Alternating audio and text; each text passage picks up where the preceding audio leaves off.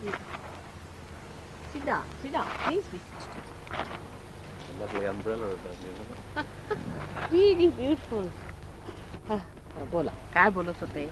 सहजामध्ये बोलत होता. हा आपण बोला. नाही नाही बोलून घ्या थोडस संपून घ्या. सायलेन्स बोललो थोडा. सायलेन्स. की सहस्रार ओपन कसा व्हायला पाहिजे. सायलेन्स सहस्रार ओपन असायला पाहिजे टीव्हीला. बर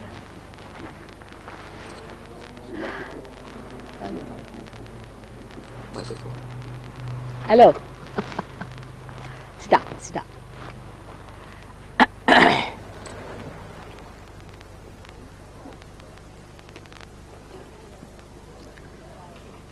Modi must have told you very clearly about how to grow in Sahaja Yoga, because he is one of them who has really taken very positive steps to see that he grows. Now one has to understand one simple point about realization is that just mere awakening of the kundalini is not sufficient.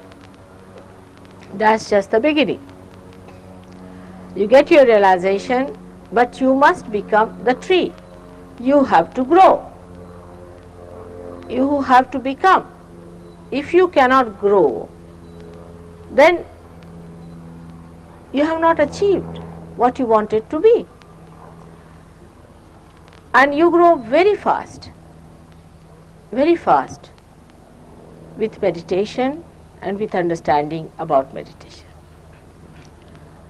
Now, one of the few hurdles that we have, that I have seen it, that are innately built in Sahaja Yoga itself.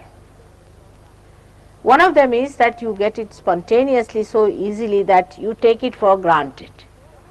This is in the pattern of it only innately built. You see, whatever you get so easily, you just take it for granted. But the another side of it is like that when you have your eyes, you don't know the value of your eyes. You take it for granted. But when you don't have them, then you know the value of eyes. It's like that. So when you lose vibrations and when you get out of Sahaja Yoga, then you start feeling much more lost. And then you come back to Sahaja Yoga again. Like a person becomes rich, he enjoys the riches, and then you make him poor, then he feels it more. So this is the correcting point. But it is very true that Sahaja Yoga has this thing innately built in itself, that it all happens very spontaneously and you get it for doing nothing at all. So maybe so many of you may lose it because you might find that it is just you've got it because of something. I have also known of people, they get vibrations and they say, now it's all right, I don't need Sahaja Yoga, I'm on my own. Again they are back like bad pennies with some troubles and some problems, and then they go ahead. Now I would say that Modi is one of those first 12 people who got realization. After 2 years I worked on them, while you got realization in such a short time. 2 years I worked on 25 people, out of which 12 got realization. You can imagine, 2 years. As I told you, in London I worked on 6 people for 4 years to give them realization. But once a certain number of people of a particular ideologies or permutations and combinations, once they get realization, I find the rate of realization increases very fast. Like formerly, we never used to have anybody in the program who has been to any other guru. Just avoid them.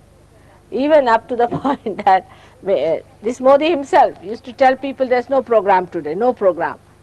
And they would ring me up and find out that there was program and why they were not allowed. They said, Mother, we get headaches, you see, they break our necks and they just disturb us, they are good for nothing.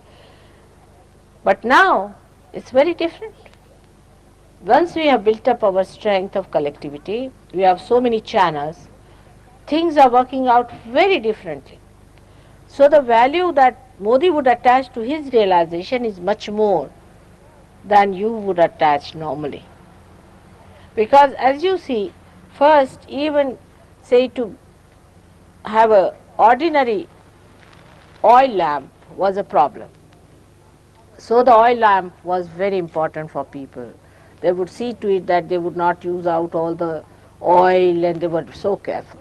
But today we have no problem. We have got electricity, we take it for granted. Only when the electricity goes off we know what is electricity is. In the same way, your realization also, when it is lost, you understand the value of it. But supposing you have just touched it and then you lose it, then you do not understand. But if you have got it, you have enjoyed it, and then you lose it, then you want it back again. So best thing is to be steadily moving towards your evolution.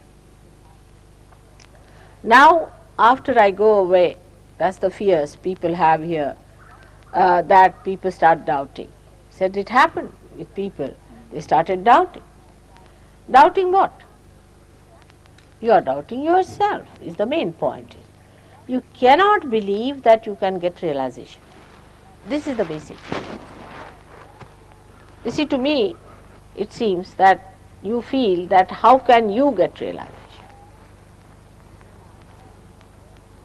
Only those who are very highly realized souls know that you are realized. They know that you have been given realization. But they also sometimes ask me, why did you give them realization? What have they done? Because you also think that, we still have to look forward to something else. How can we get realization? This is the trouble.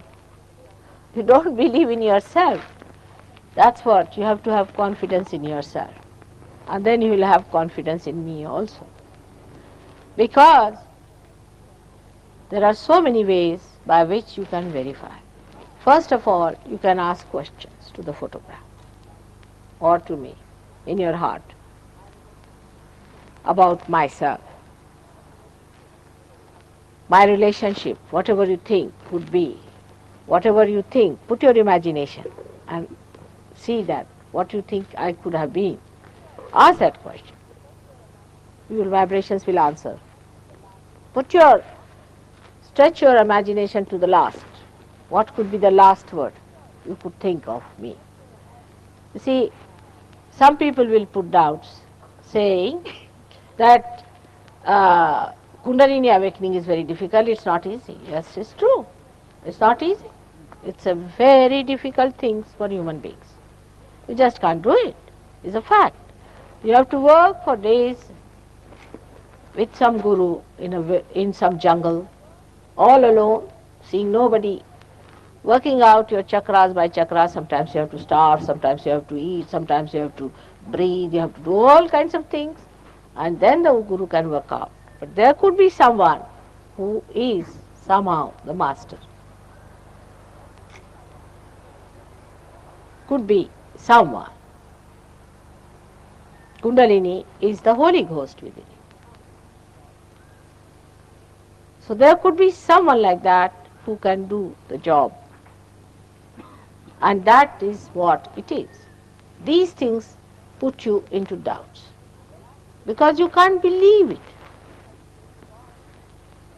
In relation to yourself, you can't believe it. You can believe in God, you can believe in Holy Ghost, you can believe in Christ, but you cannot believe that it has any relationship with you, that you could be that great, that you could get your realization. So just feel it and enjoy it. First of all, don't think. That's why I say don't think. Because as soon as you start thinking, Mr. Thomas in you will get up and say that, hello, this cannot be self-realization. Mr. Thomas was great, you see. Christ had all the disciples, and I find all those types around, permutations and combinations. And some are Judas also, but they are rarely to be found. But there are, no doubt. And some are Thomases. And these Thomases are described as murmuring souls by Christ himself. He said these are murmuring souls, and they murmur. And one murmuring soul comes to you, another murmuring soul in you joins hands, and you start all murmuring together, start thinking. Now at that time, what have we to do on rational grounds? It's very simple. What have I done so far? I've done everything. Did I get cool breeze? Did I get my self-realization? Did I feel my own powers? Have I been able to feel myself and others? Because you are still, you see, not fully realized, you may not be able to feel the vibrations of another person. Neither you will be able to feel your own vibrations. But there are so many people here who are realized and they can feel yours. And they can verify. Supposing they ask you, how is your father? There was one gentleman in England, he came and told me, why everybody is asking me about my father? I said, because there's one particular center that's catching. And I called a child, I said, now tell me, what is the center catching? She pointed out this one. I said, this is the center. Everybody is catching on this center, this is the father center, so they are asking you about your father. He said, yes, he's dead and he died of cancer and he had this and that. And we had to treat. For example, anorexia is a disease, can be cured by curing this center. It's such a deep knowledge and it is such a all-pervading knowledge, because once you know in a tree the sap that goes to all the leaves and all the ends of it, and if you can move with the sap, your attention can move with the sap, you can know the whole of the tree. You cannot know leaves and then know the tree. How many leaves can you count? But to know the tree, the best thing is to get to the sap. To treat a tree is best is to get to its sap, isn't it? In the same way, when you go from inside out, then you find that you know yourself and others very well. It's very simple. Even small children can do it. So the first doubt comes about yourself. Oh, this is one of them, because there's a guru shopping going on, you see. There's a guru shopping, there's a float.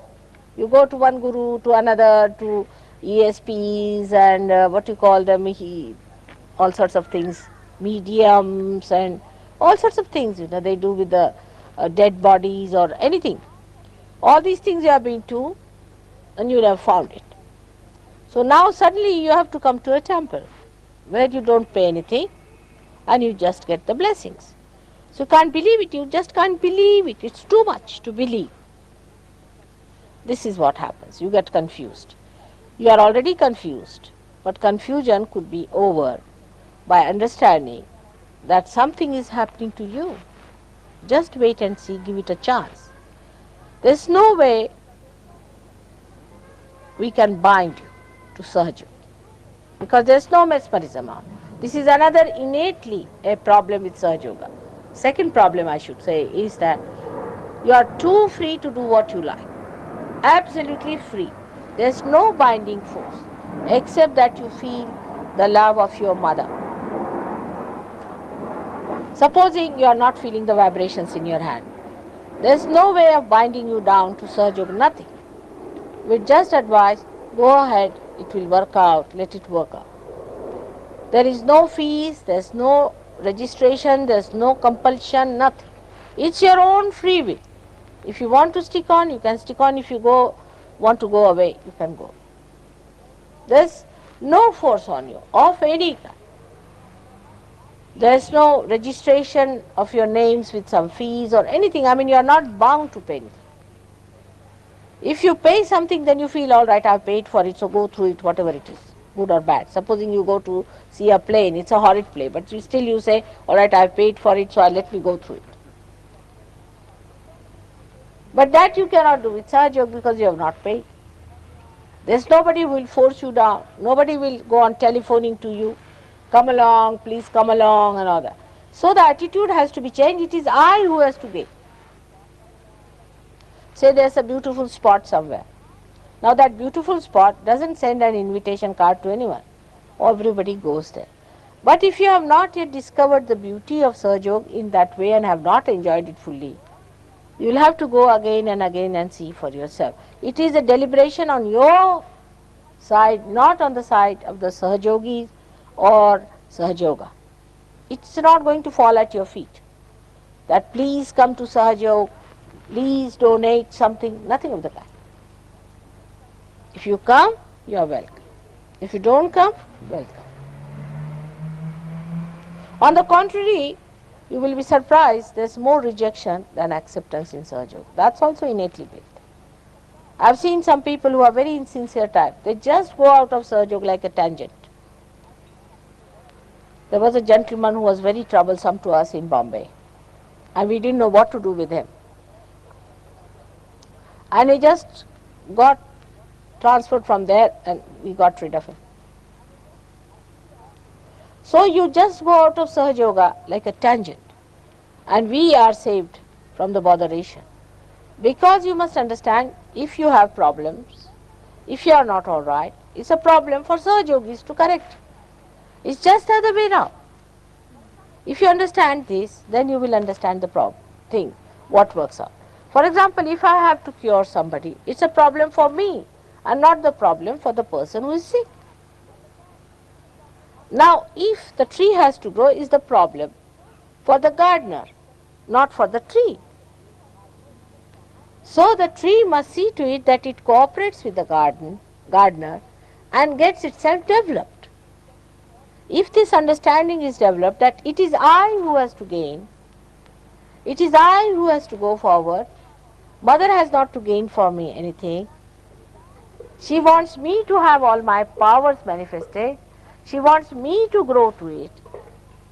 If this attitude is developed, then you'll work hard to grow and you'll work it out. But on the contrary, you see, at the slightest pretext, if your ego stands up and says, why should I do this? To overcome this hurdle, you see, we have to build up certain stages. That's what Modi was telling me.